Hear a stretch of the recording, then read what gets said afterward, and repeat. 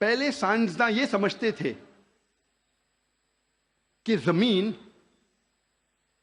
کائنات کا مرکز ہے اور باقی سیارے چاند اور سورج زمین کے گول گھوم رہے ہیں، چکر لگا رہے ہیں. اسے کہتے تھے تھیوری آف جیو سینٹرزم، زمین کو مرکز سمجھنے کا نظریہ.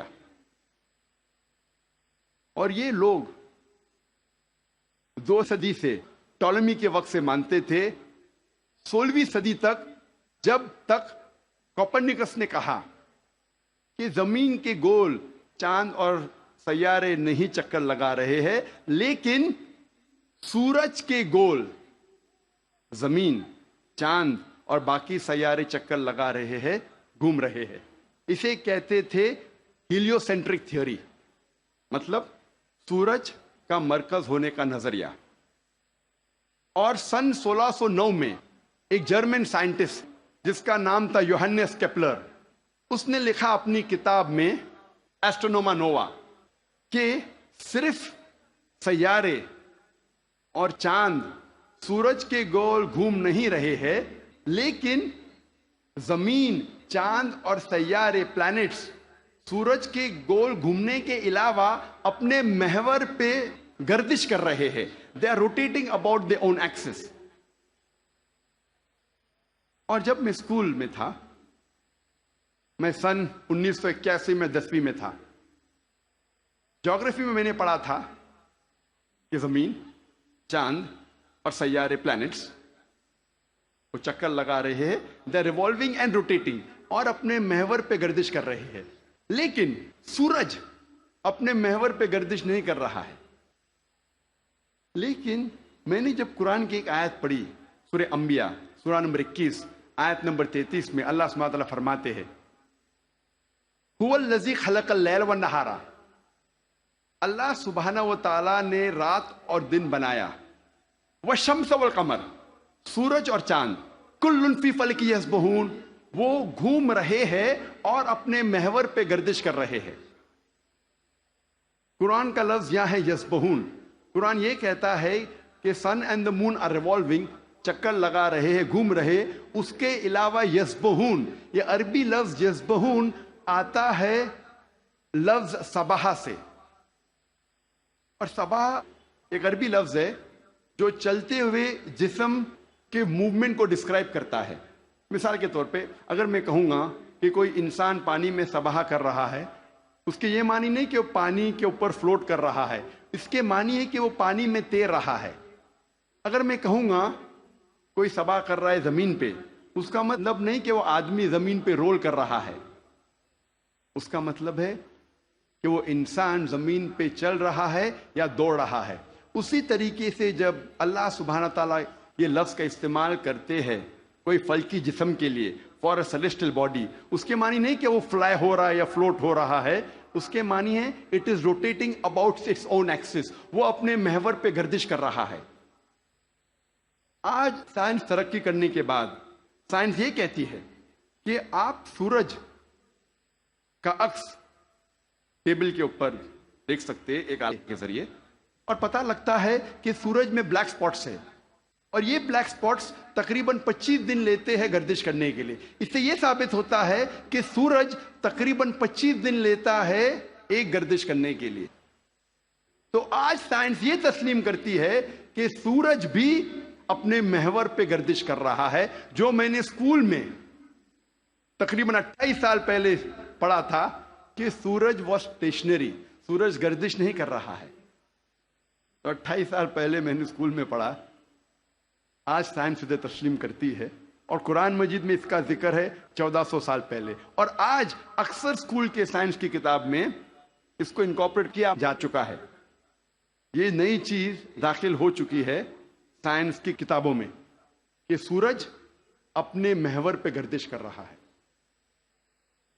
اللہ تعالیٰ فرماتے سورہ یاسین میں، سورہ نمبر 36 آیت نمبر 40 میں، کہ سورج چاند کو نہیں پکڑ سکتا اور دن کو رات نہیں پکڑ سکتی. The sun cannot outstrip the moon, neither can night catch up with the day.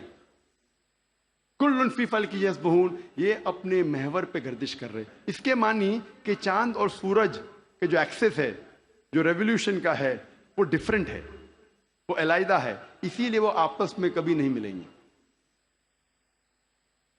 آج سائنس یہ کہتی ہے کہ جو سورج کی روشنی ہم دیکھتے ہیں، it is due to a chemical reaction. یہ ایک کیمیکل ریئیکشن کے وجہ سے ہے جو کروڑوں سالوں سے چل رہا ہے، اور ایک دن یہ کیمیکل ریئیکشن بند ہو جائے گا اور سورج ختم ہو جائے گا. لیکن سائنسداں کہتے ہیں کہ اس کو اور کروڑوں سال لگیں گے، اور کروڑوں سال کے بعد ایک کیمیکل ریئیکشن بند ہوگا. یعنی سائنس یہ کہتی ہے کہ ایک وقت آئے گا جب سورج نشٹ ہو جائے گا، ختم ہو جائے گا. قرآن میں اللہ تعالیٰ فرماتے ہیں سورہ یاسین میں، سورہ نمبر 36 آیت نمبر 38 میں، وَالشَّمْسُ تَجْرِي لِمُسْتَقَرٍّ لَهَا، کہ سورج جا رہا ہے اپنے مستقر کی طرف. سورج جا رہا ہے اپنے ڈیسٹینیشن پہ. سورج ایک مقرر وقت کے لیے ہے. مستقر کے معنی مقرر وقت اور مقرر جگہ، اس کے دو معنی ہوتے ہیں. مستقر کے معنی کہ سورج ایک مقرر وقت کے لیے ہے اور مقرر جگہ کی طرف جا رہا ہے. یہ سائنس آج تسلیم کرتی ہے کہ سورج ایک مقرر وقت کے لیے ہے. اور سائنس یہ بھی مانتی ہے کہ سورج کائنات کے ایک نقطے کی طرف جا رہا ہے جس کا نام ہے سولر اپیکس. ان دا ہرکولینز الفا لائرا 12 میل پر سیکنڈ کی رفتار پہ. قرآن میں لکھا ہے مستقر، مقرر جگہ کی طرف. سائنس کہتی ہے دونوں معنی مستقر کے، مقرر جگہ اور مقرر وقت، دونوں الحمدللہ صحیح ہے. اور اس کا ذکر سورہ یاسین سورہ نمبر 36 آیت نمبر 38 کے علاوہ سورہ رعد میں بھی ہے، سورہ نمبر 13 آیت نمبر 2، سورہ فاطر سورہ نمبر 35 آیت نمبر 13، سورہ لقمان سورہ نمبر 31 آیت نمبر 29، اور سورہ الزمر سورہ نمبر 39 آیت نمبر 5 میں. سب جگہ کہا گیا ہے کہ سورج ایک مقرر وقت کے لیے ہے، ایک مقرر جگہ کی طرف جا رہا ہے. آج سائنس یہ کہتی ہے جو آسمان ہمارے زمین کے اوپر ہے، جسے ہم کہتے ہیں ایٹماسفیئر، وہ ایک محفوظ چھت کی طرح ہے. اور سائنسداں یہ کہتے ہیں کہ خطرناک rays like ultraviolet rays, X rays, یہ چھت، یہ ایٹماسفیئر ان خطرناک ریز کو زمین پہ آنے سے روکتا ہے، ورنہ زمین پہ جاندار چیز مٹ جائیں گی. قرآن میں اس کا ذکر ہے سورہ انبیاء میں سورہ نمبر 21 آیت نمبر 32 میں کہ اللہ سبحانہ و تعالیٰ نے آسمان کو ایک محفوظ چھت بنایا، اور پروٹیکٹڈ سیلنگ، اور کینوپی ویل گارڈڈ. آپ سوچ سکتے ہیں قرآن میں اس کا ذکر 1400 سال پہلے ہے، جو سائنسدان نے حال ہی میں 50 سال پہلے، 100 سال پہلے، 150 سال پہلے کہا کہ یہ ایٹماسفیئر از اے پروٹیکٹڈ سیلنگ. جب میں اسکول میں تھا تقریباً 28 سال پہلے، میں نے سائنس میں سیکھا تھا there are 3 types of matter, solid, liquid and gas. 3 قسم کے مادہ تھے، سالڈ، لکوڈ اینڈ گیس. آج سائنس یہ کہتی ہے کہ 3 مادہ، 3 اسٹیٹس آف میٹر کے علاوہ اور بھی ہے. ہم پہلے یہ سمجھتے تھے کہ آرگنائز ایسٹرونومیکل سسٹمز کے باہر، آرگنائز فلکیات کے باہر خلا تھا، ویکیوم تھا. آج سائنس کہتی ہے کیا انٹرسٹیلر اسپیس، سیارے کے بیچ مادے کے پل ہے، برجز آف میٹر ہے، جسے آج ہم کہتے ہیں پلازما، جسے سائنسداں کہتے ہیں 4th اسٹیٹ آف میٹر. 4تھی قسم مادے کی آج سائنسداں کہتے ہیں پلازما ہے. قرآن میں اس کا ذکر 1400 سال پہلے ہے، سورہ فرقان میں سورہ نمبر 25 آیت نمبر 59 میں 59 میں کہ اللہ سبحانہ و تعالیٰ نے زمین اور آسمان کو بنایا اور اس کے بیچ میں ساری چیزیں بنائیں. مطلب زمین اور آسمان کے بیچ میں ویکیوم نہیں ہے. آج سائنس اسے کہتی ہے مادے کے پل، برجز آف میٹر، کہتی ہے پلازما ہے، 4th state of metre.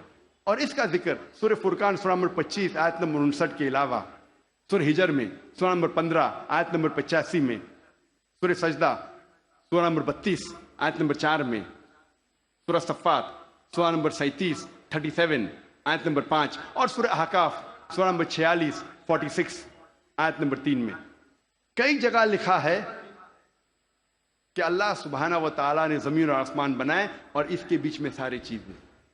Talking about the fourth state of matter plasma. ایک مشہور سائنٹسٹ جس کا نام ایڈوین ہبل ہے، اس نے کہا تھا کہ کائنات پھیل رہی ہے، دا یونیورس از ایکسپینڈنگ. اور قرآن میں اللہ تعالیٰ فرماتے ہیں سورہ ذریات میں سورہ نمبر 51 آیت نمبر 47 آیت نمبر 47 میں کہ ہم نے یہ کائنات بنائی پھیلتی ہوئی. عربی لفظ مؤسیونا، پھیلنا. اور آج سائنس اس کو تسلیم کرتی ہے کہ ہماری کائنات پھیل رہی ہے. our universe is expanding.